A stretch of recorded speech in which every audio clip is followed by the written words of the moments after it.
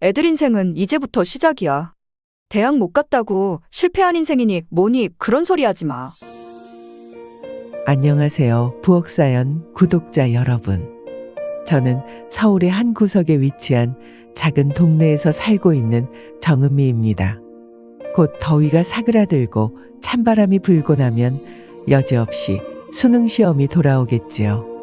저는 이미 자식들이 사회생활을 하고 있고 수능이야 오래전 지나간 옛날 이야기지만 여전히 해마다 수능 시험이 다가오면 싱숭생숭한 마음이 든답니다. 혹시 수험생을 자녀로 둔 부모님들 계신가요? 그렇다면 고민이 크던 작던 누구나 어느 정도 자식에 대한 걱정을 안고 있으리라 생각됩니다. 그런 분들에게 오늘 제 사연이 위로가 되었으면 하는 바람에서 이렇게 펜을 들어보아요. 결과야 어찌되었든 그동안 최선을 다한 자녀와 그 아이들을 뒷바라지하느라 고생한 부모님들께 응원의 메시지를 보내고 싶습니다. 자식 때문에 가슴 졸이며 지내던 부모의 심정을 누구보다 잘 알거든요. 우리 아이들이 시험을 볼 때만 해도 수능 100일 기도에 머리에 좋다는 한약까지 참 요란하게 준비를 했던 것 같아요. 그땐 자식이 공부를 잘해서 좋은 대학에 들어가는 것만이 성공을 보장하는 길이라고 믿었거든요. 지금은 예전에 비해 그런 분위기가 많이 사그라든 것 같은데 그래도 부모 마음이 많이 달라지진 않았겠죠. 하지만 이제 아이들을 다 키워놓고 나니 아무리 공부를 잘해도 사람 됨됨이가 제대로 되지 않으면 반듯한 어른으로 성장할 수 없다는 걸 깨닫게 되었어요. 저는 올해 61가 되었는데요. 이 나이를 이순이라고 표현하더군요. 인생의 경륜이 쌓이고 사려와 판단이 성숙하여 어떤 일을 보고 들으면 곧 이해가 되는 나이라고 합니다. 그래서 그런지 그동안 살면서 모르고 지나쳤던 삶의 진리가 조금씩 마음으로 이해되는 것 같아요. 오늘 제 이야기를 들어보시고 느끼신 바가 있다면 허심탄회하게 댓글 남겨주세요. 또 다른 의견이 생각나시면 가감없이 알려주시길 부탁드립니다. 자식 일이라는 게 배워도 모자라는 일이잖아요. 여기 계신 많은 인생 선배님들과 삶의 지혜를 나누고 싶습니다. 그럼 차근차근 저희 이야기를 시작해 볼게요. 저와 남편은 우리 아이들 키우면서 늘 자식들에게 가장 중요한 가치를 무엇으로 삼아야 할지 고민했어요. 아들 지훈이는 일찍이 돈을 벌겠다고 고등학교를 졸업한 후 군대를 얼른 마치고 오더니 바로 일을 시작했습니다. 솔직히 처음엔 걱정이 많았죠. 게다가 평범한 직장에 들어간 것도 아니고 처음부터 장사를 하겠다고 하니 아들이 20대인 시절 저는 아들 고민에 뜬 눈으로 밤을 새운 적도 많았습니다. 부모로서 아이가 잘 되길 바라는 마음은 당연한 거잖아요. 그런데 이놈이 10년을 포기하지 않고 사업에 매달리더니 어느새 큰 성과를 내더라고요. 물론 이건 부모의 기준에서 본 겁니다만 가끔 그런 생각이 들어요. 수많은 고민 끝에 선택한 이 아이의 길이 다행히 나쁘진 않았구나 하고 말이에요. 지훈이가 30이 넘어가더니 사회에서 안정적으로 자리를 잡고 어느 날은 저희 부부에게 깜짝 선물을 준비했더라고요. 엄마, 아빠, 그동안 고생 많으셨죠? 오늘 이때까지 좋은데 한 번도 못 가고 저희들 뒷바라지 하시느라 힘드셨던 거 다 알아요. 아들이 의젓하게 그 말을 하자 저도 모르게 가슴이 뭉클해졌어요. 저 옛날부터 두 분 해외여행 보내드리고 싶었어요. 나 장가 가면 마누라 눈치 보느라 이런 거 쉽겠어요? 그 전에 아들한테 실컷 효도 좀 받으시라고요. 세상에, 지훈아, 어쩜 이렇게 다 컸니? 엄마 아빠는 이제 더 바라는 것이 없어. 넉살 좋게 웃는 아들의 얼굴을 보면서 제 눈시울이 뜨거워지더군요. 그렇게 큰아들의 통 큰 선물로 저와 남편은 팔자에도 없던 크루즈 여행을 다녀왔습니다. 거의 한 달 가까이 되는 호화스러운 여행이었어요. 아직도 그때를 생각하면 꿈을 꾸는 것만 같습니다. 10년 전 자식 걱정에 마음을 졸이며 뜬 눈으로 여러 밤을 지새웠는데 10년 후에는 이렇게 자식 덕분에 여행을 가는 날이 오리라고는 생각도 못했거든요. 물론 저와 남편이 자식에게 물질적으로 효도를 바라는 건 아닙니다. 여행을 보내주면 어떻고 능력이 안 돼서 꽃 한 송이를 사다 준들 상관없었어요. 그저 부모를 그만큼 생각해 준다는 마음이 너무나 예쁘고 해준 게 없어 미안해하는 저를 이해해주는 자식이 기특할 뿐이죠. 저희 가족은 지금은 먹고 사는 걱정 없이 살지만 아이들 어릴 때는 정말 힘들었거든요.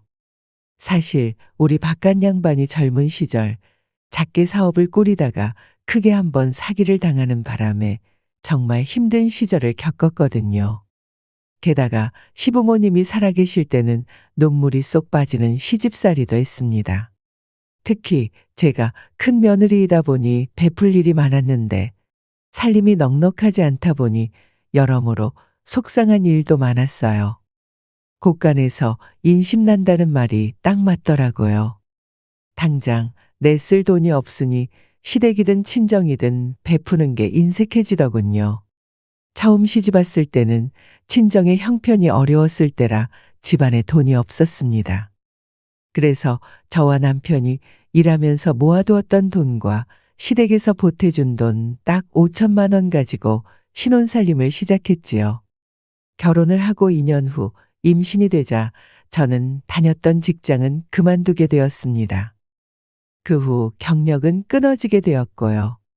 그러다 보니 동서가 시집 오기 전까지는 혼자 며느리 노릇을 했는데 그때 집안 분위기가 정말 안 좋았어요. 양가 부모님께 용돈은커녕 명절이나 생신 때 겨우 조금씩 드릴 수 있었죠. 그렇다 보니 시어머니께서는 저를 그다지 예뻐하지 않으셨습니다. 이유야 여러 가지가 있었지만 가장 큰 이유는 제가 시집 오면서 해온 게 없었다는 거였죠. 30년이 넘은 지금도 시어머니께서 하셨던 말을 똑똑하게 기억해요. 나는 큰며느리한테 기대하는 것이 많았다. 딴 건 몰라도 돈 버는 며느리 얻고 싶었는데 네가 이렇게 살림만 하니까 우리 아들이 맨날 돈이 없어 힘든 거 아니냐? 너도 몸 어느 정도 풀렸으면 이제 나가서 돈 벌고 살림에 보탤 생각을 해라. 내 새끼 저러고 고생하는 거 보면 속상해 죽겠다. 그렇게 남편이 결혼 전에 들어왔던 선자리를 아쉬워하시면서 대놓고 저에게 돈을 벌라는 말씀을 자주 하셨습니다. 그때가 우리 지훈이 낳고 한 달 지났을 때였어요. 친정이 변변치 않으니 도움이 하나도 안 되고. 아이고, 내 팔자야. 장가 잘 가면 처가 도움으로 사업도 잘 된다는데 우리 아들이 뭐가 모자라서. 내가 우리 둘째 아들은 절대 연애 결혼 안 시킬 거다. 이렇게 말씀하시면서 다음 며느리 계획까지 세우셨죠. 그런 모진 말들을 들으면서도 저는 말대꾸 한 번 못하고 듣기만 했어요. 속상해도 그때는 감히 시어머니께 대든다는 생각조차 할 수 없던 시절이었으니까요. 시집살이도 참 만만치 않았지만 그보다 더 힘들었던 건 동서와의 갈등이었습니다. 제가 먼저 시집오고 이듬해에 동서가 시집 왔는데 동서랑 저는 같은 해에 첫 아이를 낳았거든요. 우리 큰아이가 2달 먼저 태어났죠. 그 아이들 때문에 생긴 갈등이 그때부터 지금까지 참 쉽지 않았답니다. 문제는 동서의 성격이었어요. 태생이 오만한 면이 있고 질투가 많은 사람이었거든요. 저희 집이 어려운 형편에다가 외벌이로 살아가는데 시동생은 대기업에 다니고 동서는 공무원이었어요. 당연히 저희보다는 훨씬 윤택한 생활을 했죠. 게다가 동서의 친정은 형편도 좋아서 결혼할 때부터 이미 다른 처지였어요. 어머니께서도 저를 대하실 때와 동서를 대하는 때는 확연히 다르셨죠. 서방님은 신혼집을 차리자마자 넉넉한 친정의 뒷받침 덕에 저희 집과는 재산이 불어나는 속도부터 차이가 났어요. 그러니 시부모님께서는 동서에게는 말도 가려 하셨고 동서는 그걸 잘 알고 늘 당당했습니다. 처음에는 저도 동서를 내 동생처럼 생각하고 잘 지내보려고 했어요. 3살 터울이니 나이도 비슷하고 말이 잘 통할 거라고 생각했거든요. 하지만 시간이 지날수록 그런 사이가 될 수 없다는 걸 깨달았어요. 동서는 말을 참 모나게 하는 사람이었습니다. 제가 동서와 친해지려 노력할 때마다 돌아오는 건 늘 차가운 말뿐이었죠. 어느 날 동서에게 둘째 계획이 있냐고 물어본 적이 있었습니다. 저희 부부는 둘째를 가지고 싶은 생각이 있어 그냥 단순히 궁금해서 물어본 거였죠. 그런데 동서가 참 냉정하게 대답하더군요. 형님, 저희 형편에 무슨 둘째예요. 첫째 하나도 제대로 키우려면 앞으로 들어갈 돈이 까마득한데 대학 등록금도 한두 푼 아닌 거 아시잖아요? 또 대학 등록금만 있으면 장땡인가요? 제대로 된 학교 보내려면 그 전에 학원도 잘 챙겨서 다녀야죠. 저희 부부는 벌써부터 적금 붓고 있어요. 제 주위의 워킹맘들도 다들 애 하나로 가족 계획 끝내는 경우가 많아요. 하나 낳고 묶어버리는 사람들도 많고요. 전 돈 없어서 손가락 빨며 비참하게 사는 건 정말 죽기보다 싫거든요. 그건 아이한테도 못할 짓인 것 같아요. 민환이 하나에만 올인해서 잘 키우려고요. 그 말을 듣는데 속이 너무 상했습니다. 동서가 제 앞에서 돈이 없는 형편이라고 하니 어쩐지 저를 겨냥하는 말처럼 느껴졌어요. 그럼 한 달에 겨우 250만 원 버는 우리는 애 낳으면 안 되냐고 물어보고 싶었지만 참았죠. 그래도 하나만 있으면 너무 외로울 것 같아서 우리는 둘째를 계획하고 있는데. 제 말이 떨어지자마자 동서는 단호하게 말했습니다. 그건 형님 자유죠? 저는 온 가족이 거지같이 허덕이는 거 싫어요. 거지같이 허덕인다는 말이 꼭 저희 집안을 두고 하는 말인 것 같아 마음이 무겁게 내려앉았습니다. 표정이 어두워진 저를 보고 동서가 저를 향해 냉소적인 미소를 보이며 마지막으로 말하더군요. 애한테 해줄 수 있는 건 다 해주고 싶은데 능력 안 돼서 못 해주면 너무 속상할 것 같지 않아요? 형님은 낳기만 하면 애가 저절로 크는 줄 아시나 보다? 그 차갑고 날카로운 말에 얼마나 상처받았는지 모릅니다. 오래된 일이라 다른 말들은 모두 기억이 가물가물하지만 그때 동서의 말만큼은 정말 잊히지 않네요. 둘이 아니라 셋을 낳아도 충분히 경제력이 되는 동서가 저렇게 말하는 것이 이해하기 어려웠지만 애초에 둘째 이야기를 꺼냈던 것부터가 지나친 오지랖인 것 같아 거기서 말은 그만두었습니다. 그냥 궁금해서 물어본 건데 경제적 능력이 없으면 애를 낳지 말아야 한다는 말은 오래오래 상처로 남더라고요. 가난하면 아이 낳는 게 죄인가요? 저희 부부는 그렇게 생각하지 않았어요.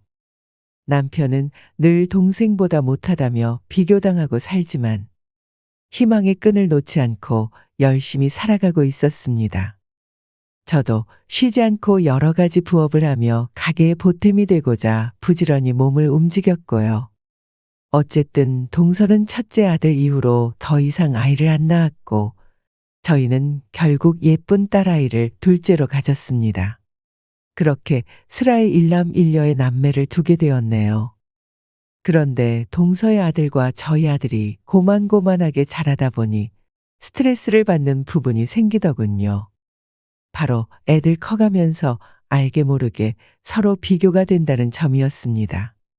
얼굴 생김새나 키와 같은 신체적인 비교는 기본이고 누가 한글을 빨리 떼었는지부터 시작해서 나중에는 학교 성적까지.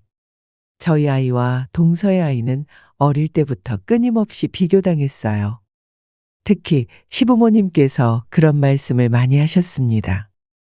심지어 아이들이 듣는 데서도 대놓고 말씀하셨어요. 한 번은 어머니께서 이렇게도 말씀하셨습니다. 지훈이가 지 아빠 닮아 골격은 좋은데 머리는 너를 닮았나 보구나. 그러니 저리 공부머리가 없지. 어머니, 아직 어려서 이제 겨우 유치원 다니는데 공부머리가 없다니요. 학교 들어가면 잘하겠죠. 지금은 잘 놀고 잘 먹고 건강하게 크는 게 우선이지 않나요? 그래도 될성 싶은 나무는 떡잎부터 알아본다고 둘째 봐라. 애가 벌써부터 영어도 배운단다. 얼마나 똘똘하냐. 너도 교육에 좀 신경을 써야지. 맨날 밖으로 놀리기만 하면 되겠어? 그런 말을 들을 때마다 속이 상해 마음이 점점 문드러졌습니다. 우리 아이가 비교당하는 것이 참 신경 쓰였어요. 동선애와 저희 집은 경제력부터 다르다 보니 아이에게 쏟는 돈도 당연히 차이가 났죠. 물론 돈 많이 들인다고 아이가 잘 자라는 건 아니지만 조카는 정말 똑똑했습니다. 지훈이는 학교 들어가기 전까지 겨우 한글을 뗐는데 조카는 한글은 물론이고 수학에 영어까지 잘하더라고요. 영재 교육까지 따로 받고 있다고 하니 제가 봐도 참 대단했어요. 그리고 피부도 하얀 것이 귀티도 나고 말도 조리 있게 잘하는 아이였죠. 그에 비해 우리 아들은 평범했어요. 시부모님이 가족을 끔찍이 생각하셔서 시댁에 모일 일이 자주 있었는데 그럴 때마다 시아버지마저 꼭 한마디 하셨죠. 지훈이가 너무 느린 거 아니냐? 뭐니 해도 우리 장손이 똘똘하게 잘 커야 하는데 동생보다 못하면 어쩌냐? 워낙 조카가 똑똑하다 보니 시부모님 눈에도 비교가 될 수밖에 없었겠죠. 아버님 보시기엔 우리 지훈이가 부족해 보였나 봅니다. 사실 저도 어느 정도 인정하는 부분이 있었어요. 지훈이는 조카에 비해서는 조금 느리긴 했습니다. 하지만 그건 공부에만 그런 거지 다른 데에서는 호기심이 많았어요. 운동도 아주 잘했고요. 그래서 시아버님께 이렇게 말씀드린 적도 있었습니다. 아버님, 민환이가 워낙 또래보다 똘똘해서 그런 거예요. 동서가 신경을 저렇게나 쓰는데 애가 똑똑할 수밖에요. 다른 애들은 다 우리 지훈이랑 비슷해요. 그러니까 애들 앞에서 그렇게 비교하지 말아주세요. 애들도 귀가 있어서 다 듣고 커요. 이렇게 말씀드리긴 했지만 속으로는 참 답답했죠. 말로는 우리 장손 하시면서도 행동으로는 뭐든지 동서의 아들이 먼저였습니다. 뭐라도 좋은 음식이 있으면 항상 조카 입에 먼저 넣어주셨죠. 저희 가족이 가면 반찬에 생선 정도 구워서 챙겨주시지만 시동생 가족이 가면 꼭 소불고기나 갈비를 잊지 않고 준비하셨고요. 심지어 우리 지훈이를 보는 눈빛과 동서의 아들을 보는 눈빛이 다르다는 걸 느낄 수 있었어요. 그럴수록 우리 아들에게 더 애정을 주고 싶었는데 그 비교 속에서 자꾸만 위축되는 제 모습을 보며 참으로 속상했던 기억이 나네요. 그렇게 몇 년의 시간이 흐르다 보니 저도 모르게 동서에게 열등감이 생겨버렸어요. 동서는 저보다 좋은 대학을 나와서 공무원이란 좋은 직업도 있고 반면에 저는 그리 좋은 대학을 나온 것도 아니고 전업주부로 살면서 아이를 똑똑하게 키우지도 못했다는 생각이 들었거든요.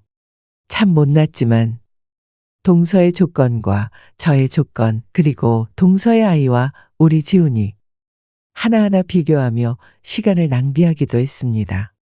그런데 그 열등감도 아이들이 점점 자라면서 갈수록 사라졌어요. 지훈이가 아주 밝고 긍정적인 성격이라 항상 저희 부부를 웃게 만들어줬거든요. 친구들과 함께 힘차게 뛰어노는 아들의 모습을 보면서 아이들마다 각자 다른 장점이 있다는 사실을 자연스럽게 배우게 되었습니다. 게다가 둘째 딸도 너무 예쁘게 자랐고 남매 사이도 무척 좋았어요. 보기만 해도 든든한 남매가 함께 있는 모습만 봐도 마음이 충만해서 동서와 저를 비교하던 생각은 점차 사라졌습니다. 그런데 사실 아이들 비교보다 더 기분 나빴던 건 따로 있었어요. 바로 동서와의 관계 때문이었는데요. 도대체 왜 그랬는지 모르겠지만 동서가 저를 자꾸 깎아내린다는 느낌을 받은 적이 많았습니다. 특히 식습관이나 생활 습관에서 가치관이 저와 너무 달라 자주 부딪혔죠. 동서는 건강에 아주 민감한 사람이었어요. 본인 입으로도 그렇게 말하곤 했으니까요. 아이 음식에도 신경을 참 많이 썼던 걸로 기억해요. 시댁에 올 때도 아이 먹는 반찬이랑 음료까지 따로 챙겨올 정도였죠. 저는 이해가 되지 않았지만 그냥 유난스럽구나 하고 넘겼어요. 가족끼리 잠깐 근처 공원에 나가 놀기로 했어요. 간식으로 뭘 챙길까 하다가 제가 햄을 넣고 김밥을 준비했죠. 다 같이 맛있게 먹으려고 했는데 동서가 제가 준비해 온 김밥을 보더니 갑자기 얼굴을 찌푸리는 겁니다. 형님, 애들한테 이런 햄 같은 거 먹이면 안 좋아요. 햄이나 단무지에 식품 첨가물이 얼마나 많이 들어가는지 아세요? 제대로 알면 절대 못 먹이죠. 그 말을 듣는데 속이 답답하더군요. 그래, 안 먹으면 그만이지 싶었죠. 그런데 동서가 그 다음에 하는 행동이 기가 막혔습니다. 우리 미나니는 계란을 좋아해요. 계란 정도는 겨우 먹을 수 있겠네요. 그렇게 말하더니 김밥에서 계란만 쏙쏙 빼서 조카에게 먹이는 겁니다. 그러고는 계란 빠진 김밥은 우리 애들 앞에 놔두고요. 너무 어이가 없고 기분이 나빴지만 모처럼 가족끼리 나왔는데 좋은 시간을 망치기 싫어 참았습니다. 그 후에도 그런 일들은 심심치 않게 있었습니다. 가끔 동서가 아이들에게 용돈을 주면 아이들은 군것질을 하곤 했어요. 그런데 얘들이 하는 군것질이라는 게 뻔하잖아요. 과자나 사탕, 젤리 같은 거였죠. 어느 날은 둘째 딸이 사촌 오빠 주겠다고 젤리를 하나 건네주는데 동서가 중간에서 젤리를 신경질적으로 낚아채더니 딸아이에게 엄한 표정으로 꼬집는 겁니다. 너 이런 거 오빠 주지 마. 이게 얼마나 해로운 건 줄 알기나 해? 아직 어린아이가 오빠 생각해서 건네주는 간식인데 고맙다는 말 한마디 하는 게 그렇게 어려운 걸까요? 동서는 그런 걸 아이에게 가르칠 줄 모르는 사람이었어요. 그리고 제가 지훈이에게 참치 주먹밥을 만들어줬다고 하면 동서는 황당하다는 표정으로 타박하는 겁니다. 참치요? 형님, 그런 걸 애한테 먹이세요? 몰라도 정말 너무 모르시네. 그거 참치로 만든 것도 아니에요. 하나하나 모두 이런 식이었어요. 과자를 주면 과자를 준다고 타박하고 과일을 주면 또 유기농이 아니라고 타박하는 식이었습니다. 동서가 목소리 높여 그런 이야기를 할 때마다 참 무안해지기 일쑤였어요. 하물며 생일 케이크를 조카에게 줄 리가 있겠어요? 시어머니의 생신날 케이크를 사서 다 같이 축하를 한 후 모두 함께 케이크를 나눠 먹을 때 동서는 남들 몰래 조카 앞에 놓여진 케이크를 빼앗으며 낮은 목소리로 민환이를 꾸짖었죠. 엄마가 크림 같은 거 먹으면 머리 나빠진다고 했잖아. 왜 이렇게 말을 안 들어? 절대 먹지 마. 한 입도 안 돼. 아직 어린아이가 얼마나 먹고 싶었겠어요. 민환이가 간절한 눈빛으로 자기 엄마를 올려다보았지만 동서는 신경질적으로 접시를 치우기 바빴죠. 대신 자기 가방에서 챙겨온 유기농 요거트 같은 걸 꺼내는 겁니다. 금방이라도 눈물을 터뜨릴 것 같은 조카의 표정이 안쓰러워 동서에게 슬쩍 말해보았어요. 동서, 가끔은 먹어도 괜찮아. 민환이가 저렇게 먹고 싶어 하는데 조금만 주지 그래? 형님, 무슨 소리 하시는 거예요? 형님이 애들한테 아무거나 막 먹인다고 저한테도 그렇게 하라고 말하면 안 되죠. 절대 안 돼요. 동서와 10분만 대화를 하다 보면 항상 제가 몹쓸 엄마가 된 기분이 들더라고요. 솔직히 그 상황에서 조카의 마음이 어땠을지 상상해 보세요. 다른 식구들은 모두 맛있게 먹는데 자기만 못 먹게 하니까 얼마나 속상했겠어요. 저는 동서의 지나친 통제 때문에 민환이가 어릴 때부터 스트레스를 많이 받았을 거라고 생각하고 있습니다. 그래서인지 사춘기가 지나면서 아이의 성격이 점점 드러나기 시작하더라고요. 그때부터 민환이가 좀 위태로워 보였어요. 아이들마다 각자의 분위기가 있잖아요. 몇 마디만 대화를 나눠봐도 그 아이의 마음 속에 어떤 감정이 있는지, 좋은 에너지가 흐르는지 아닌지 느껴지곤 하죠.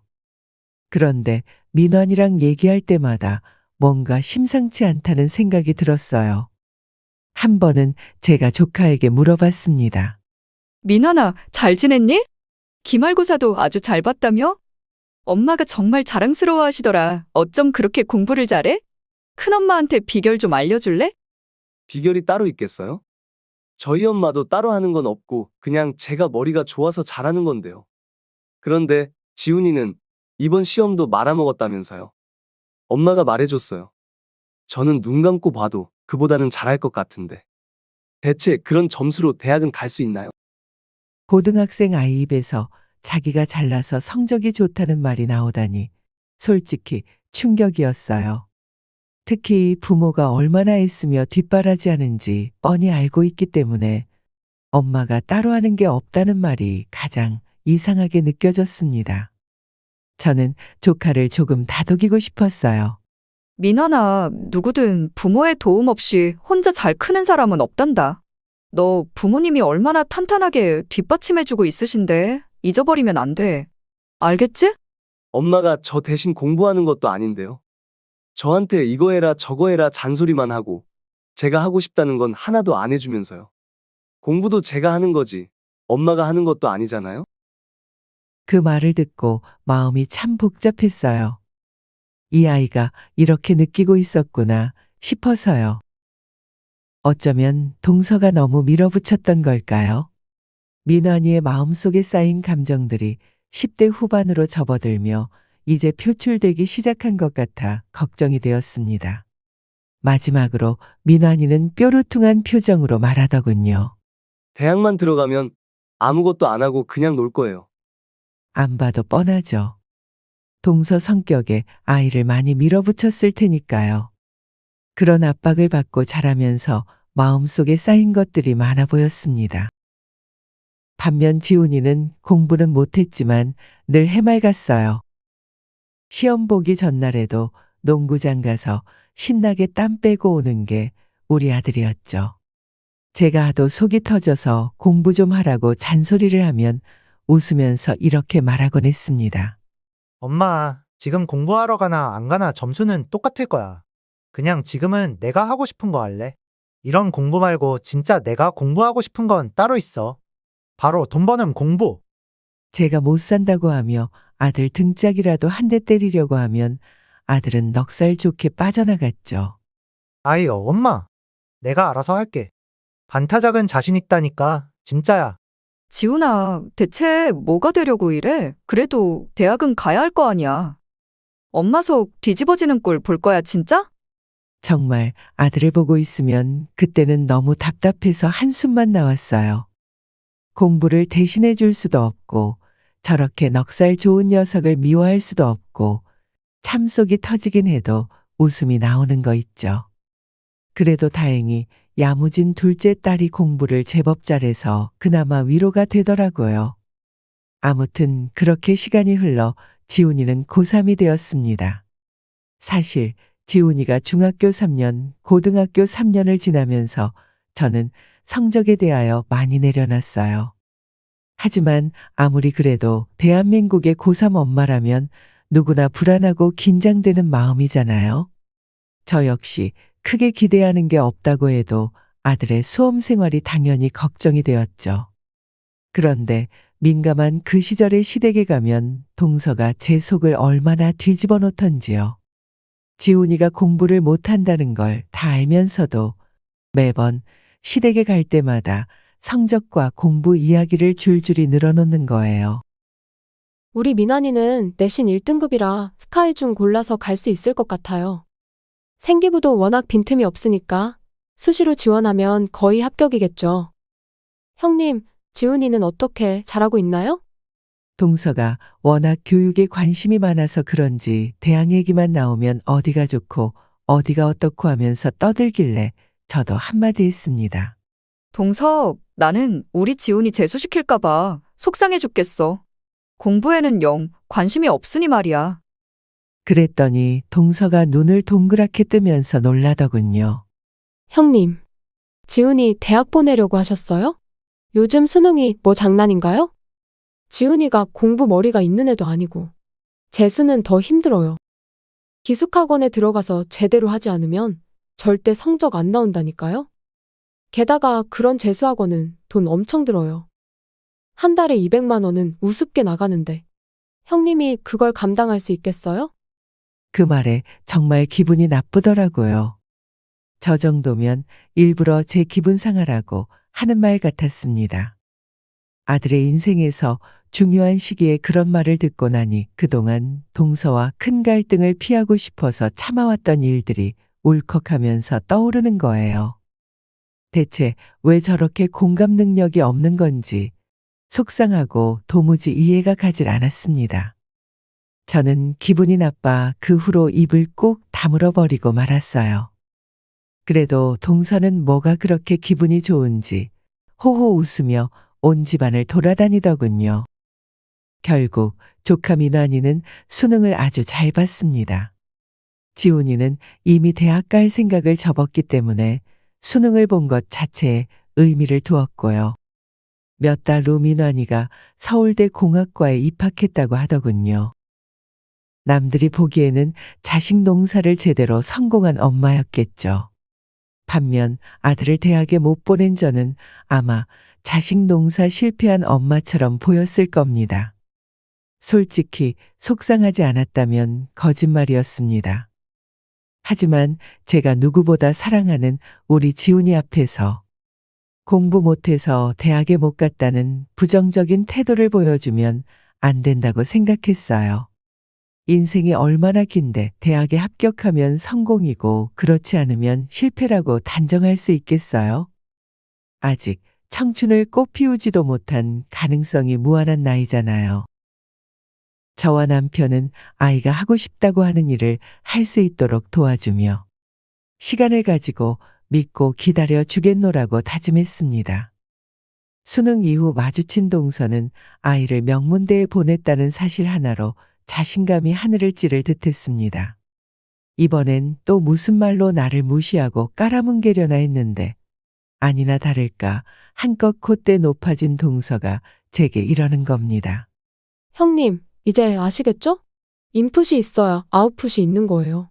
애들한테 투자를 안 하니까 결과가 이렇죠.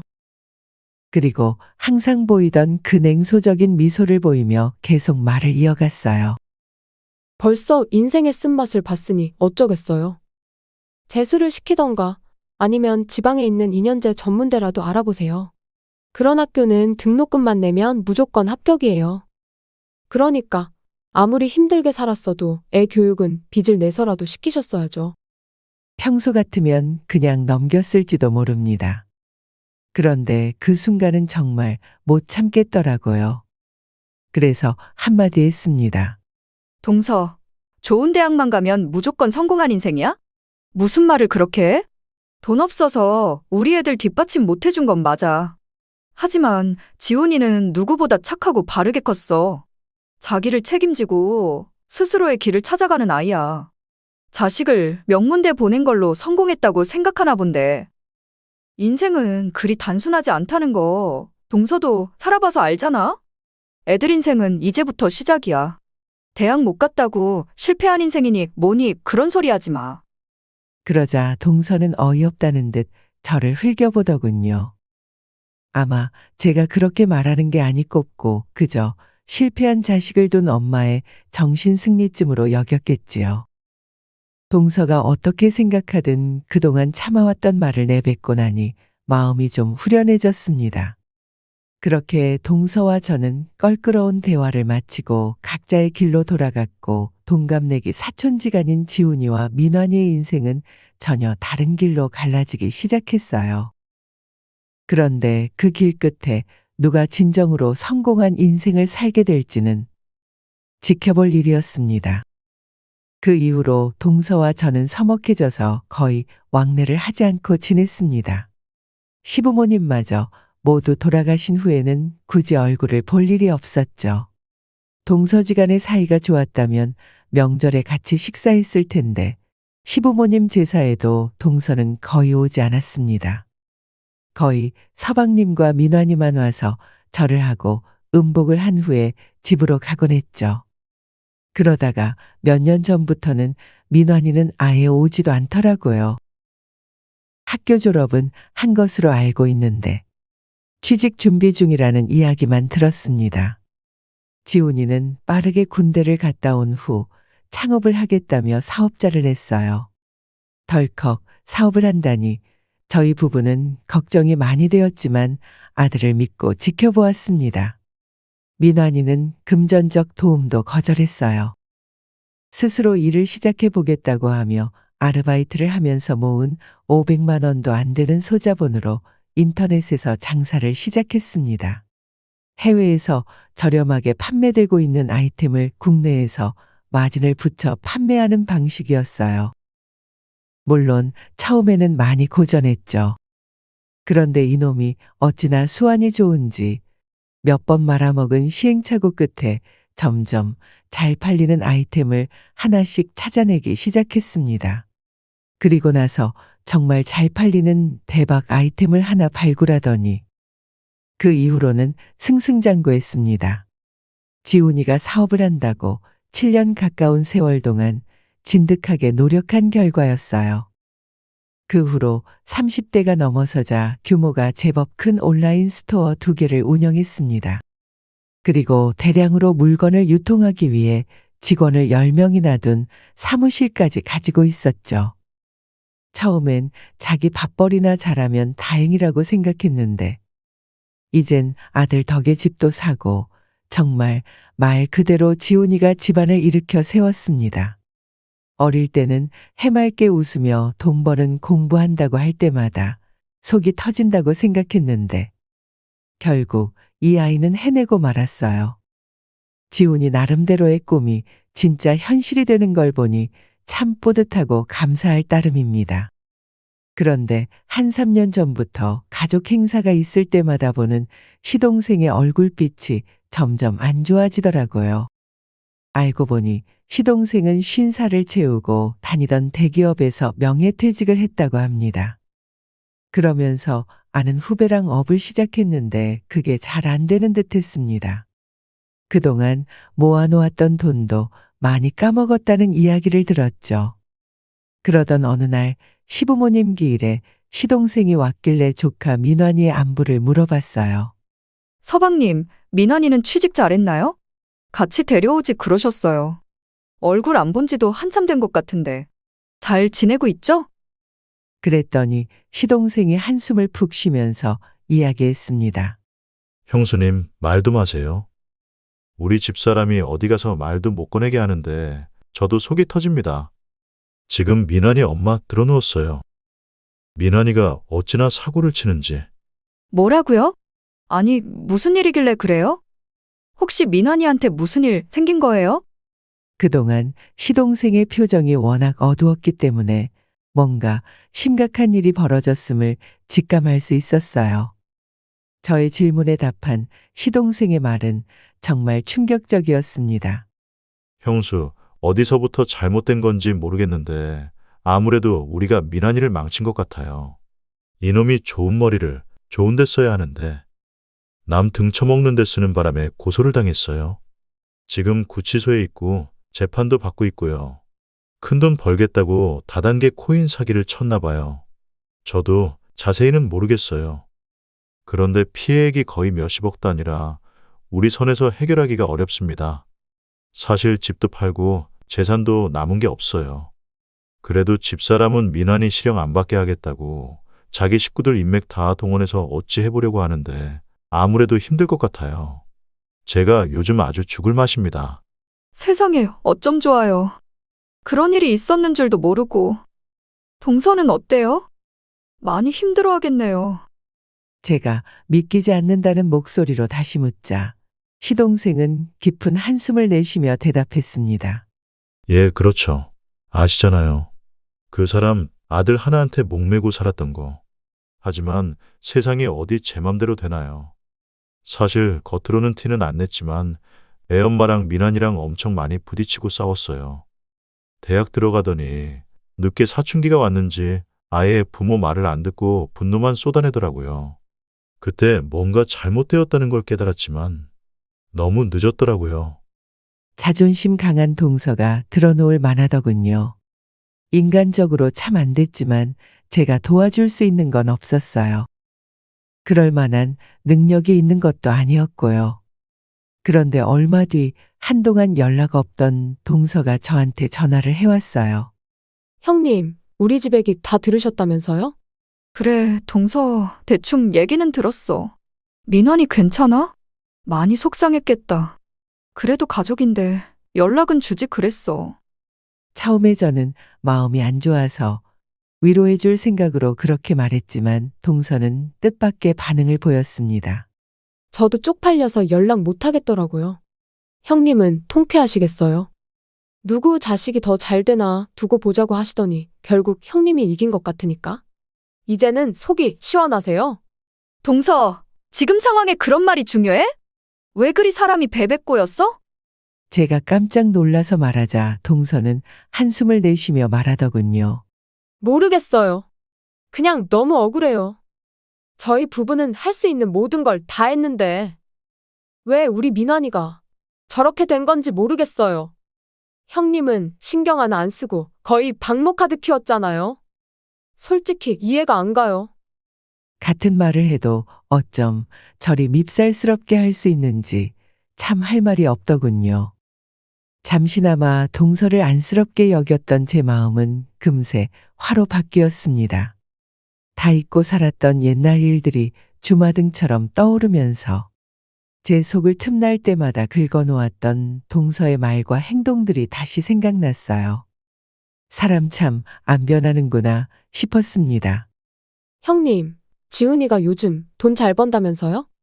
무슨 회사를 차려서 유명해졌다던데 부럽네요. 공부머리는 없어도 자기 밥벌이는 다 하나 봐요. 동서! 그만 비꼬고 하고 싶은 말 있으면 용건만 말해. 제가 참다 못해 말하자 동서는 잠시 망설이더니 어렵게 말을 꺼냈습니다. 제가 부탁 좀 드릴 게 있어서요. 원래 저 이런 부탁하는 사람 아닌데. 형님, 저희 돈 좀 빌려주세요. 한 2억 정도만. 저희 재산도 거의 날려먹고 집도 이제는 빼야 해서 지금 당장 너무 막막해요. 지금 나이에 제가 친정에 들어가서 살 수도 없는 노릇이고 처음이자 마지막이라 생각하시고 돈 좀 빌려주세요. 저는 그 말을 듣고 정말 어이가 없었습니다.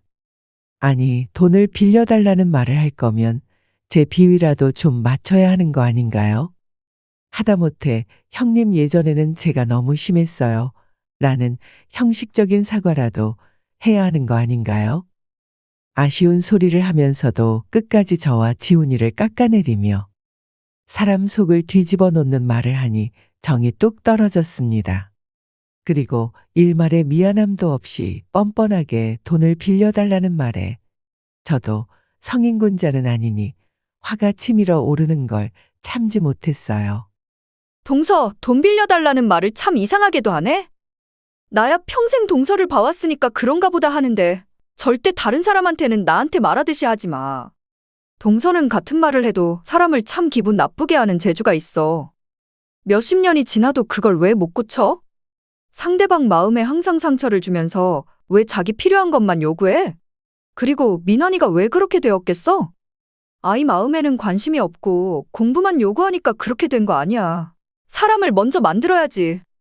제가 한참 말하다가 결심한 듯이 말했죠. 동서 부탁은 못 들어주겠다. 미안하지만 나는 그 큰 돈 빌려줄 만한 능력이 없어.